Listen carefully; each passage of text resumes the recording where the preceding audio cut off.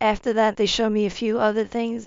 I started screaming, I'm sorry, forgive me, God forgive me. When I said God forgive me, everything dropped down like a man. And now we're standing there, and me, Antonia, and Peter are standing there in full form.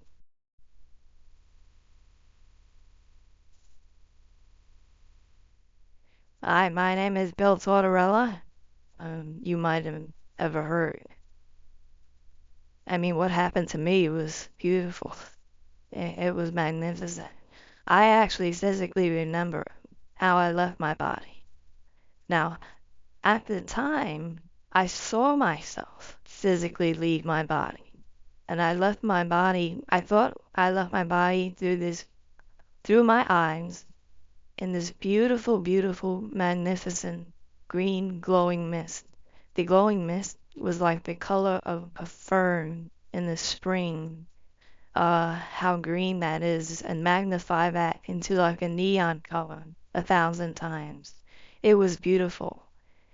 And now I'm hovering above my body, over my body, looking down at myself, already feeling so serene, so calm.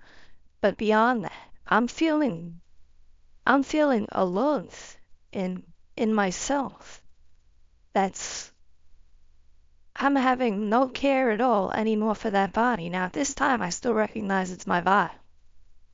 I'm floating over my body, looking down upon myself. And I believe where I actually left from now that I've learned is I knew nothing about near-death experiences. Your pineal gland. It's right in the middle of the forehead, as you know. That's where I probably left from. So I'm looking at my body, and I believe that the spirit stays around the body until the spirit recognizes the body is completely dead itself. The body's not alive anymore. Once that happened, a being opened from behind me, and I seen it under me, and it was so bright, I didn't see my body anymore. At that time, I had no care for my body. I was in bliss. I was feeling wonderful. The light turned me, and this beautiful, magnificent gateway opens its color and light and draws me right in. I had no control over it. It just drew me right in. Now I'm in this magnificent tunnel. I'm feeling love. I'm feeling cradled by this love. And I'm moving faster and faster with these magnificent colors. The colors are whizzing by me and through me. It feels like I'm moving through the universe. Because I feel like I'm seeing nebulas going by me, and I'm wondering why I don't feel any wind, but I'm moving so fast. It's like I said, I'm speed. It's like the speed of light. And at the same time, I'm feeling more and more love and cradle, and the love is increasing and increasing and increasing. And then my final destination, I'll say, is heaven, because I believe in God. I got to this beautiful, illuminated area with many spirits around me. I felt in my heart and my soul, even though I didn't have a body, I still had my soul and my spirit. I felt that these were my family and friends. And then I heard, now, I'm speaking out loud when I got there, and I'm saying to myself, I'm home. I'm finally home. I recognize that I was home. I know I'll be there again someday. And this was my home. I felt completely, I would say, relieved to a point. And then I hear this soft voice in my ear says, yes, still you're home in the light of God. My name is Antonia, and I'm one of your guides. She says, I'm one of 3 of your guides. You have 2 others. And at this time, now I'm hearing another voice. For the first time, I'm physically hearing voices, but now I'm hearing voices from the spirits around me too, as well. That Antonia's voice is right within me. And after she told me I'm in the light of God, I said, I know, I feel God. I feel God in this light. It was magnificent, man. It was just beautiful. Um, After she said I have two other guides, another bright, beautiful being approaches me. And this being, once he started talking to me, he said, "Hello, Billy." When he said, "Hello, Billy," that was my brother Peter's voice. Like, I could never forget, because he's the one that raised me. Basically, my father was always out on work and away on business trips and all that. He's the one that took me to my ball games and did everything for me in life. And he was just like my dad. So like I said earlier, when he passed away, it really physically killed me inside. But now I knew he was alive again. And he said to me, "Yes, it's Peter, Billy." He said, "We have to leave now and go to your life review." I had no idea what a life review was. And we just whisked off. He takes me to this other beautiful level, I'll call it. And now it's amazing. Now they're showing me things from my past, from when I was a little boy. They're showing me things that I've done for my friends and things. Now this is the first time I see myself back in my body again. I physically see myself back in my body, and I see Peter at the same time in his body, looking about 31 years old. Just magnificent. So I'm physically seeing myself now. They're bringing me, and we're physically standing next to me, taking my friends out. When I was a kid, my mom owned a bar and grill across the street from a baseball stadium where they played baseball. So we were always into sports, and we went to the games. And sometimes she had some extra money, so she gave it to me so I could help my friends out because they didn't have the money to go. So I did so. And they wasn't taking advantage of me because they returned their favors to me all the time. And it was just a beautiful, beautiful friendships I had with many people at the time. We went to the movies. I bought that popcorn and sodas. Sometimes we went to a place called Coney Island, which is a place of amusement park on the beach in Brooklyn, back in Brooklyn, New York. And it was just a beautiful, but that part was just totally magnificent. And then they're showing me things in my teenage years as I go along. But now they're showing me all these beautiful, good things, one thing after another. It's just beautiful and magnificent. They show me my graduation in school. They show me winning the awards. I won that Andrew Lloyd Webber Award and WNBC for the Jesus Christ Superstar card contest. And I'm seeing all this again in my life, and the happiness and all the people around me. I'm physically seeing and experiencing it. It was like being there again. It was almost like a flickering screen. Everything was moving so fast when we moved. Then we'd move to another area. That was some of the good things they showed me. And on after that. But then it switched. Then they showed me the wrongs I did in my lifetime. And they were showing me little wrongs, but the hurt inside was so bad. And I was right there at the same time again, just like I was when they showed me the good things. They showed me how I hurt someone over this, emotional pain, over that. We all do crazy things when we're, teenagers and stuff like that. But the worst part is when they show me when I left my first wife. I actually felt her pain. We had a little boy. I admit at that time in my life I was young and dumb. Not in the right mind frame yet, still thinking a little selfishly. But I felt the pain. I became the pain. It got so bad. The physical pain got so bad. After that, they showed me a few other things. I started screaming, I'm sorry, forgive me, God forgive me. When I said God forgive me, everything dropped down like a man. And now we're standing there, And me, Antonia, and Peter are standing there in full form. And I thought, because of all the many, many, many, many things I did while I was a paramedic, there was so many good things that I've done, like bring people back with CPR and, doing things like that, trying to help everybody I possibly could, and doing basically the right thing in my life.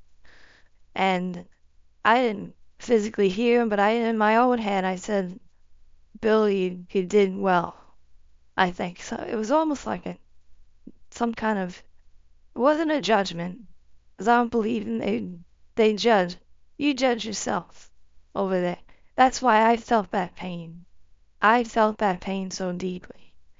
And now Antonia said, Bill, look at yourself. Now, I remember I told you as I was traveling, and even when I got to heaven, I'll call it heaven, because I believe in God and the universe. I believe in being. And Antonia said, look at yourself. They're all in these beautiful beams of light. I looked at myself. That green mist I was in became this cool, magnificent, glowing green beam of light, and now I look exactly like they do. It was wonderful. Now I'm back in the love again. So when you're in that energy of light itself, you have more knowledge than you ever had here on earth. They say we use about 6% of our mind's capability here. I believe once on the other side, it's more closer to 90% or higher of our mind's capability. The feeling of love is much different on the other side there than it is here. That feeling itself cannot be explained. But that is the most beautiful feeling in the world when you're in that light and you're part of the love of God. So you feel God. You're part of God. We are beautiful light beings. That's part of the energy of God is the universe. God is the light. God is the one. I believe in Jesus because I'm Christian, but other religions believe in others. And I believe in all people that are good people are going to the right place. It doesn't matter. Peter announces my third guardian, Aura, and I see this massive, beautiful, like angel walking towards me. And his first words out of his mouth is, Bill, you did fine. And I felt, not relieved, but I just felt, because I already knew, I felt that already. And he says, we are going up. Now, what I call it in my book is the Hall of Events. Now, sometimes you might hear Akasha records or things like that in other people's near-death experiences. So now we're traveling and we're moving. We move to this beautiful, magnificent level, to this Hall of Events. But now it's like we're in an enormous, crystallized, magnificent theater. And if you ever know you watch a computer screen and sometimes it's moving and flickering so fast and fast, now they start showing me time. And I don't understand. He said, we are going to show you. And I didn't know what he meant in my mind at that time, but now they're showing me time. They're taking back, not in my own life alone, they're taking me back in the whole world's life and what's going on around the world. They take me back to wars that I've never been in. Or who knows, maybe I was. And the thing is this, they took me back to, I believe it was Korea or the Second World War. I had no idea. But where they started me off was there. Then they take me to my birth. I see my birth. And it was just beautiful. And the three of us are standing there. The three of them are standing there along with myself. And I'm witnessing all these things. And now we're moving again. And as we move, we're moving at the speeds of light. Everything is flickering in front of us. And now we stop. And now I'm in school. I don't remember the grade. It was an elementary school. And we had a speaker on the wall where the principal used to talk to the class. And the principal comes over the speaker one afternoon and he says, President John F. Kennedy just got shot in Dallas, Texas. And the whole class was very somber and feeling bad. And they decided to let the school have their own. So we went home. I walked in my house. My mother at the time, my mother owned a bar and grill. And she wasn't at work that day. She had her friend Christine with her. They used to watch me when I was a little boy. And what happened then in those ages now, I'm probably about, I forgot how old I was in 1963, so I'm 11 years old. And Christine still watched me sometimes, but she also took care of things and helped around the house, and she was my mom's best friend. And when I got home every day, there was singing going on. Like, my mom was a beautiful singer, like she used to sing. In the old days, they had these big bands in the 1930s, 1940s. And she used to sing at one time she sang once for one of the big bands. And her friend Christine was so beautiful. She used to sing like Diana Ross. So it was like Lady Sings the Blues in my house. It was magnificent every day. But that day I came home, don't forget the news was on television, and they was crying at the kitchen table, the both of them. And I said, no, I know, Mom, I know President Kennedy just got shot, and I was crying with them. It's just a hurtful moment. Then we're moving. Now we're moving again. Now we're stopping at events. I even stopped at the event, the end of the Vietnam War. I stopped. I remember leaving the top of the buildings. We stopped right there. Not during all the fun, but when the helicopters were landing on top of the building to take in people. I believe that was the end of the war in 1974. I don't remember the exact year, 73, 4, or 5. I don't remember the exact year. But we stopped at that point. Now we're going beyond that point. We've seen the deaths along the way of, I forgot this, Martin Luther King, Bobby, John F. Kennedy's brother. So all these major events we stop at. Now we're passing my near life. It showed me some of the things. Of course, it showed me the things I did, just some of the things I did. I've already seen the things in my life review.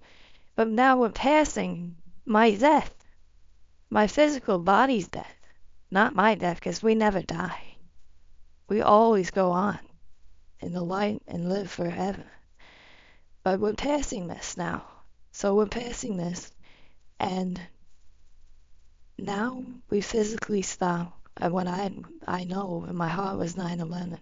Now don't forget, from my death, my first major event that I saw after that was 9/11. So 1994 was my death, but then they took me all the way 7 years further to 2001 was 9/11. And I had a lot of friends working in those towers, because I was from Brooklyn, New York, and all my friends, a lot of them, worked in the towers. And we stopped, and I see all the crumble going on, and all the ash and falling, and there's people running all over, and I'm seeing everything clear as can be. And, my guide's with me, and we're seeing everything clear as can be, and I start running. I get an instinct to start running. They say, Bill, you can't run. We're in physical form again. This is the only 2 times you're in physical form. And you near-death experience and Akasha records that I seen my body physically move, but not in my physical body, if you can understand what I'm saying. It was just a picture of myself, basically, to simplify it. And Oren says, Bill, you can't. He said, this is your future. I didn't know what to think there. I still had no idea of what near-death experiences were. Oren said, this is your future. He stopped me. He said, what do you see, Bill? I see everything, Oren. Don't you see this? He says, yes, I see everything. He says, Bill, you're looking at your future. You cannot go hell and don't have to be afraid of something falling on, because nothing can hurt you. From that point, they took me to what I believe are the times now that we're in. And I believe we're at a time of choice. I've seen these things happen. In my first book, I wrote over 20-something years ago. In 2001, 2002, I wrote my first book called Choices. I talk about the technologies and how far they advance. And I talk about these times. I talk about technology getting so advanced. And I sort of explain, just in a very short version of the book, like one little tiny chapter, how things are going to change in the future. Jobs could be lost over technology. I said, because technology gets so advanced that, robotics take over and things like that. And I explain in my first book that technology is wonderful, but the technology could be used for good things and to make jobs too. So now our choices are, at this point, to make jobs, to bring peace in the world. We have so many things we have to work on, because they show me the last outcome of this event. They show me 2 possible outcomes. Now it's like I'm on a plane of different planes. They're showing me outcomes of our decisions and how we make it. They explain to me that we have control over everything. It's our choices. What is right? What is wrong? And the planes they show me are on different levels. But the 2 prominent planes was this. One plane of our future could be complete devastation and disaster. It's almost like living in a world, I explain in my book, like Mad Max. I don't know if you've ever seen that movie, but it's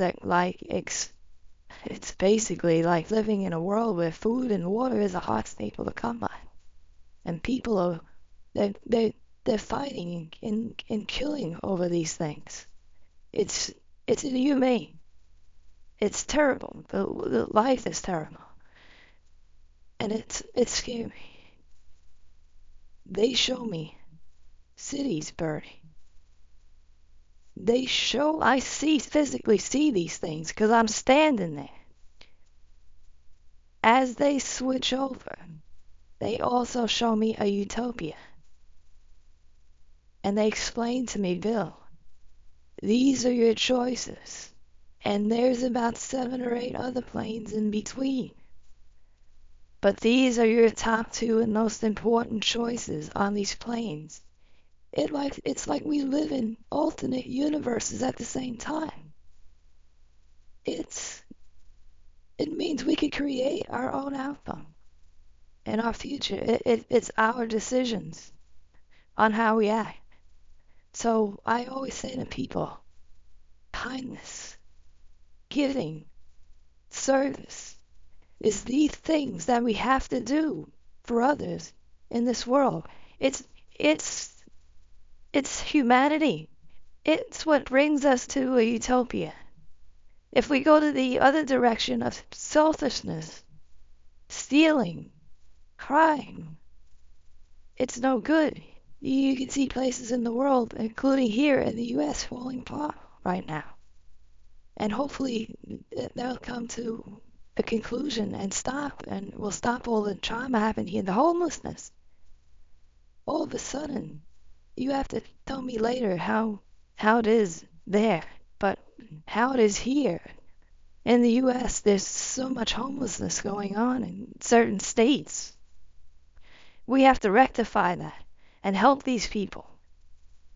And hopefully put some of the money out that we make and put it towards the good, the feeding, the helping, the shelter. You know, people need this, but they need it from all over the world too. It's not just here, it's all over the world. So if there's a lot of money to be given out, I hope in the future it's given out to the good, the gift on the service of health to people by giving doctors to other countries and our country, of course, and helping in that way, helping build up other countries along with our own. A lot of our infrastructure is so old, it's falling apart here, and other countries are surpassing us by leaps and bounds. So I hope and I pray for that to happen. And that was the end of the whole of events. They showed me those two possible outcomes, although there were alternative planes, and I physically saw these different planes. But they told me those two were the most important. So basically, our outcome is choice. We have to choose. I look at it as a simple, loving, kind thing to do good and not evil. There's always there's two forces in the universe. There's a yin and a yang. And these two converge at times. And at times, the good is outweighing the evil. At times, the evil is outweighing the good. Well, right now, I think we're in a correction period where we have to get it at least back to normal, if not more towards the utopia side, if you understand what I'm saying. I'm sure you do. So that was the last part of the whole of events. Now the final. Okay, because I'm taking up too much time and I'm sorry. Yes, I have some questions for you. Okay? Yes. So, you can see everything about humanity future. How humanity, humanity, that's what I just explained. Yes, in the whole of events. That's what I feel. Although things happen around me now that, I wasn't told about. I'm no radio frequency from, I'm just a regular person that had a near-death experience. I mean, sometimes I get bad feelings, about things, like when they bombed Baghdad in 2002, I believe. I don't remember the exact year. But remember when America bombed Baghdad after 9/11. I had these dreams and feelings of tornadoes hitting so hard, things were exploding and exploding. I had these dreams happening before the bombing. I had these dreams happening after the bombing. After the bombing, now I'm talking about physical one, in 2002. So after the bombing of Baghdad, which they did show me in that whole events period too, we had big destruction here in the U.S. In the southeast part of the country. It was after the bombing, about 2 weeks to a month after that, we had 300 tornadoes hit the southeastern part of our country. And I used to wake up at night in the sweats and I'd shake my wife. I had that dream of the tornadoes again, the tornadoes, and this was 2002. I didn't really recognize it as the bombings of Baghdad, but I believe that this earth is our spirit. Our earth has a spirit. Our earth is, I believe, it lives and breathes. Our earth gives us the oxygen to breathe. Our earth's rhythms and veins give us our water. So they're our lifeline. So the earth itself is so important that we keep in good shape.